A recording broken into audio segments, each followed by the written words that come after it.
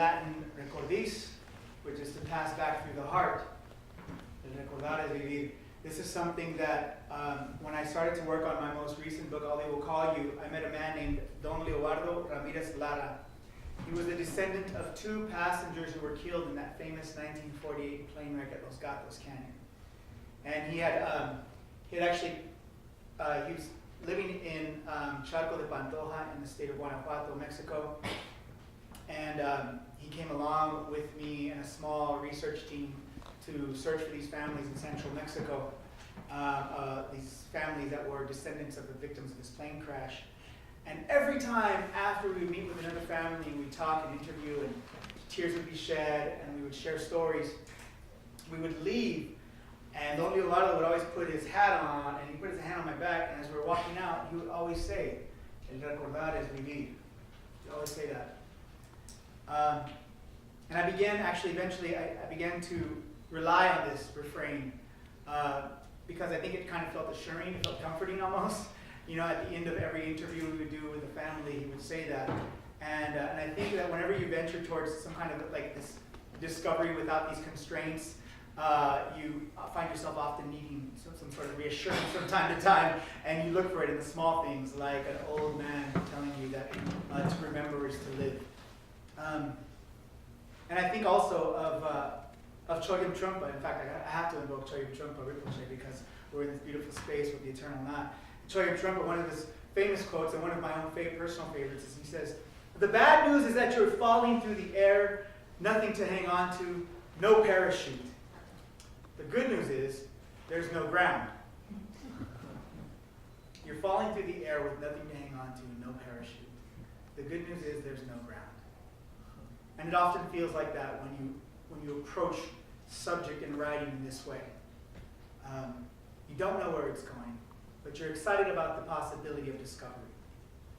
When I first began collecting all of these disparate pieces of information around this plane crash, the project seemed as if it was beginning to shape up. For me, it seemed as if it was beginning to shape up to be aligned with documentary poetics.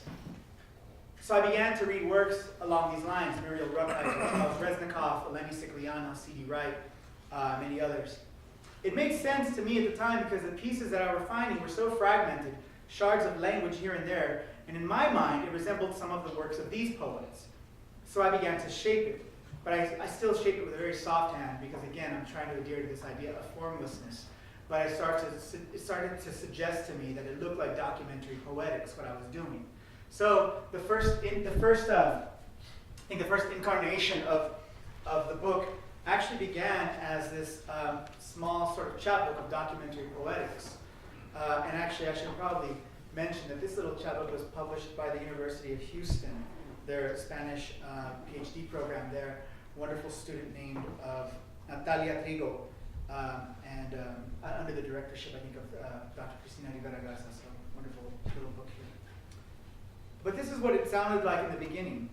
Douglas DC-3 field note. The cockpit small, two bodies fit, wings made of fabric, aluminum, oval metal door with latch, duct to enter through side door, floor at 45-degree angle, smell old leather, wool wet, the color khaki green, gears, levers exposed, red feather prop button, number 1, wings low, ceiling low, tires immensities, 26 seats in rows of 2x2, small single crew seating area in front, lavatory with box window, portable toilet seat, green shag carpet.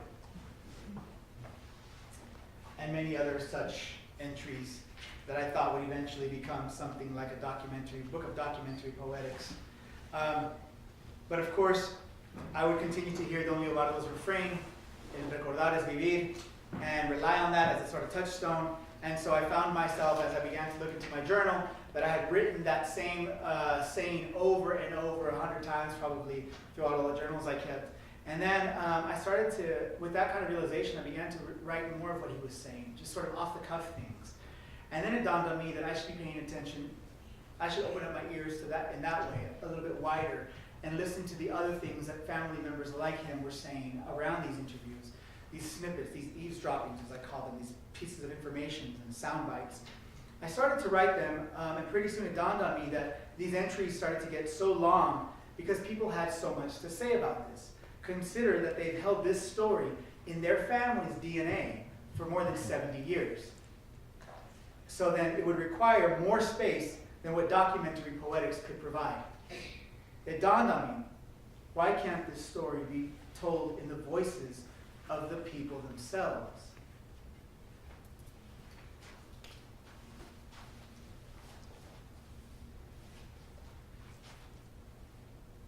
Caritina Paredes murió. Dry Leaves, chapter 36. My mother was Elisa Murillo Granados. When my father Ramon Paredes died, she finished raising us by herself. I'm sorry. Does it matter if I cry now? I'm sorry. The day I found out what happened, I was 10 years old. I was getting masa at the molino here, just down the road, and a friend of mine saw me and she blurted out, Caritina, they say your father died. Can you imagine that? So then, after hearing my friend say that, I ran home and I found my mother crying. She was holding a newspaper that a cousin of hers had taken, and I read it. I already knew how to read by then. I read it and I saw the pictures of all the coffins. I read that the plane caught fire when they were up in the air. And I read that my father, Ramon Paredes, and that my uncle, Guadalupe Ramirez, I read that they let themselves fall. They didn't burn. They hit the ground on their last breath and they gave their names. My father said his name was Ramon Paredes Gonzalez, and el Señor Guadalupe said his name was Guadalupe Ramirez Lara. And that's all I know. But yes, when I arrived, I remember my mother was already crying. And since I already knew, I didn't ask her. I just took down the bucket with the masa in it. And I don't remember who came to help us make tortillas because, well, after such news, we didn't have the strength to continue.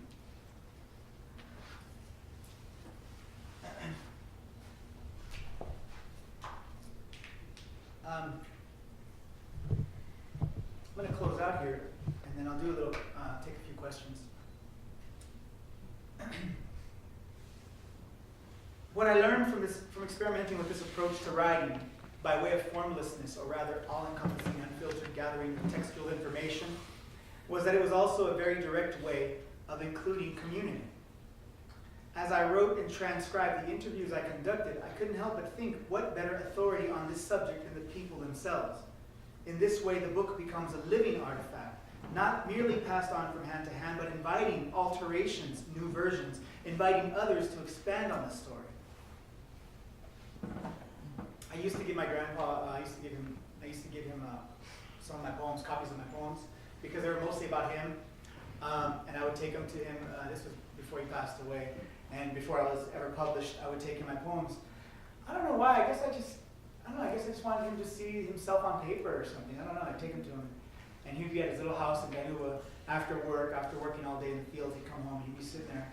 And I would give him a poem, and he would look at it for the longest time, and then I'd go say hi to my aunt inside or something, come back out, he'd be fiddling, and he'd have the paper right there. And I'd say, Grandpa, what'd you think about the poem? And he goes, it's nice, but I don't know what it's about. And I'd say, well, okay, all right. So I'd take the poems, I'd come back the next week, give him more poems, Grandpa, what'd you think about these poems? And he'd recognize little things in there, like our family or something I'd say, but he'd say, it's nice. And, good for you, I don't know what it's about though, but it's good. And then one day, I took him, I think I was finally published in an anthology, and I took him this anthology in which I had one poem. No, I had two poems in there. And I said, and he goes, is this your book? And I go, no, it's not, but I have two poems in there, so it's like, he says, oh, okay, leave it there, I'll read it. I go, all right. So I came back the next week, and I go, what'd you think about the book, about the poems? And he said, well, one of them I didn't understand, but the other one I liked it because it reminded me of me. And it was exactly about him. But in fact, both of the poems were about him. All the poems I've been writing were about him, but it was like finally one he understood. And I started to actually think about writing differently, who I was writing for. And in form or genre, I often think that if form or genre, and I'm using these two words interchangeably, there are obviously nuanced differences between the two, but I'm just using them interchangeably to describe a sort of predefined system, a structure that's there in place already. If form or genre is a closed circle with its own predefined set of rules, a system of its own history, then only those who are in the know can participate in its message, in this exchange. So here goes the professor in me.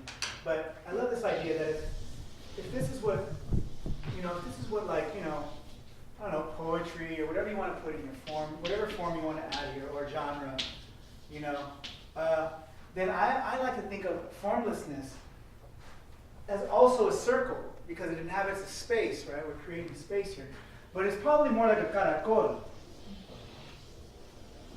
It's a circle with no closure. It's a circle that has an entry, an invitation, right? Because then suddenly everything becomes possible. All bits of information. And it's kind of empowering for those. People who read the book, the families know that they can continue that conversation. There's an invitation in here. At the same time, it's sort of corralling. It's still staying open enough to invite a community into the conversation. It leaves these kind of openings for us. I like to think of it as a way that as it sort of informs, it continues to gather more and more people. And for me, I feel like that's kind of the distinction between the two. I'll conclude by saying this, that there's obviously also, and anybody who knows me would say this, come on, Tim, that's all bullshit. Where's the rebelliousness? And there is rebelliousness in here. For all you rebels, I'll say there is rebelliousness in this work, okay? A way to say damn the system. And why is this kind of raw rebellion valid, even vital? Well, we know that rebellion opposes systems that have silenced or oppressed us, or attempted to file or corral us at any given point in our lives. Rebellion is perhaps one of the most necessary valid tools in the making of art, in the pursuit of discovery. We must be willing to climb through barbed wire, to scale walls, to dissent, especially any and all systems that are meant to bind us, profile us, pigeonhole us, place us in small boxes convenient only for the purposes of control, of conformity, and marketing. But human beings are larger and far more complex than any of these singular labels, definitions, or narratives. To approach our writing process in this way is to then challenge these walls, to scale them, to break down and use the bricks, maybe, dare I say, use the bricks. And this is actually a homage to Audre Lorde, I think, who said that we can't use the master's tools to dismantle the master's house. But this idea of we can use these bricks to reform them into something that looks more like a door or a bridge or an invitation to the larger collective, rather than a select few. And of course, we get to make our own discovery along the way. Thank you.